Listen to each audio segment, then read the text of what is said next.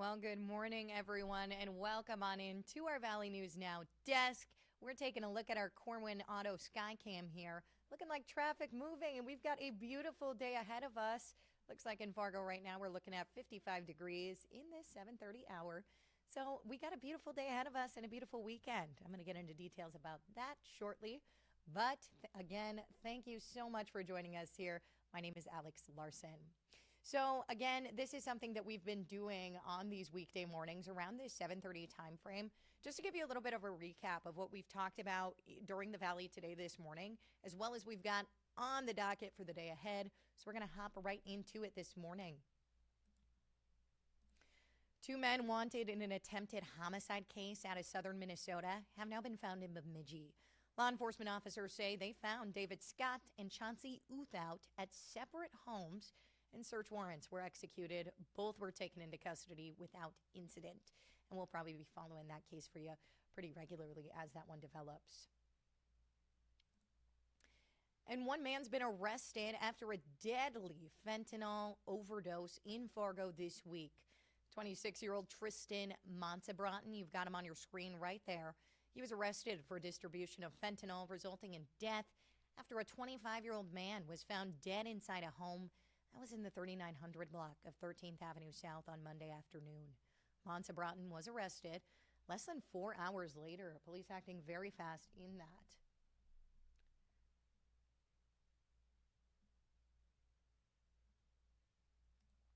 And we now know the name of the woman who was killed in that wrong way crash Monday on I 29. Officials say she's 83-year-old Judy Rustin.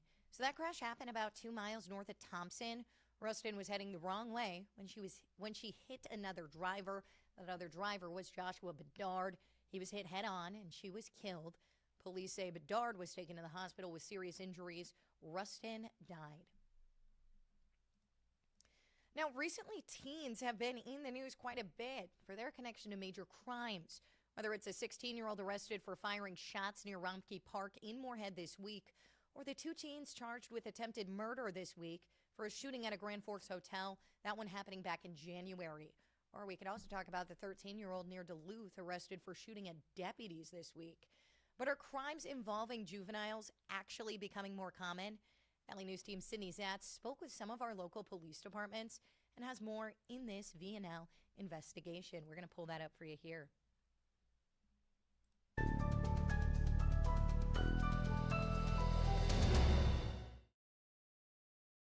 If it occurs more, we'll deal with it. Moorhead police tell me despite this incident, it's not likely you'll see many juvenile cases like this. But as far as any juvenile crime trends, we're not seeing any increase. According to the city's 2024 annual report, last year there were 526 total juvenile offenders, up from 476 the year before. But police say many involved teens are either running away or committing other low-level offenses. There has been an increase in 24 for like alcohol violations, DUIs. There are some more thefts and trespassing, but nothing that is substantial. Up in Grand Forks, their number of juvenile calls actually dropped 2.5% from 2023 to 2024. In our jurisdiction, we haven't seen anything, that we could point to some overarching issue of a criminal matter. Like in Moorhead, they say few of those crimes are serious. There's a lot of things that could fall under that, whether it's absenting or truancy, right? There may be some domestics between family members in there. Essentially, if it dealt with a juvenile, it kind of gets coded in that area. Moorhead police say some of the issues they do have involve teens who aren't originally from the area. We have a juvenile detention center here that contracts with a number of different counties, and sometimes those juveniles get privileges where they can start getting out for work and come back. And then if they don't return back, then we're tasked with trying to track them down. As the departments differ in their respective ways, both make it clear communication with your child can make all the difference. Anything in life, a lot of it can come down to that communication issue. I do think that it is very important for parents to be open and upfront with their children, and that can be age appropriate, right, for anybody that's got the littles as they get up and start growing. In Fargo, Sydney Zatz, Valley News Live.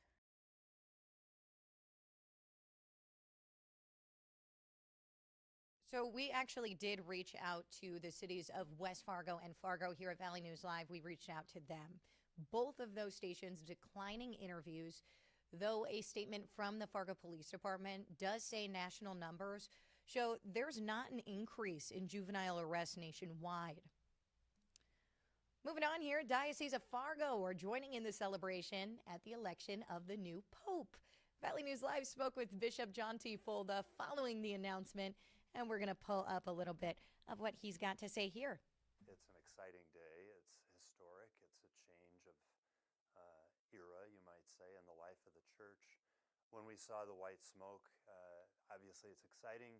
I was a little surprised. I thought maybe the conclave would go a little bit longer this time. The biggest surprise, I think, was just the identity of the new pope and that he's an American. I think most of us just kind of assumed that that would not happen.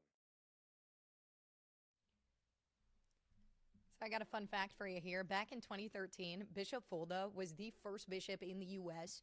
to be appointed by the last pope, Pope Francis. Pretty cool. And Fargo City leaders are giving updates on the many construction projects we got going around town. You've probably seen them if you've been driving anywhere in town. They got a lot going on, but they say everything is on track, and they're looking forward to the many benefits these projects are set to bring to our community. Now, the city has been working on several projects like the NP Avenue parking ramp downtown and apartment complexes near NDSU. A Border States warehouse is set to be built, bringing in several jobs and other benefits.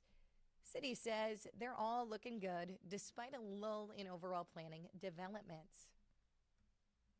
Well, we're seeing a little less apartments overall this year, just because construction costs are high, interest rates are high, vacancy rates gone up a little bit, so we're a little bit more of a lull in housing. So you can find more details on specific projects you may be interested in, maybe one that's going on right next door to you. That's available over on our website, valleynewslive.com. Grand Forks Mayor Brandon Bochenski given his State of the City address yesterday. One of his biggest sources of pride, he says, are improvements of the city streets. Now, I'm going to pull up the chart that he brought up at that meeting. I'm going to pull that up for you here. Give it 1 second. We're going to pop on over here. Okay, he showed this chart showing citywide street ratings in 2016. Those were in the blue, okay? Compared to last year, that's in the green. As you can see, it shows the miles of road needing either reconstruction or major rehab have actually been cut nearly in half, while a much larger share now have no action needed. He did also warn, though, this is going to be another pretty busy road construction season. Very happy to see that improvement. This summer will be another busy one when it comes to road construction, but it's part of the larger plan. Patience is a virtue, and this summer will be no different.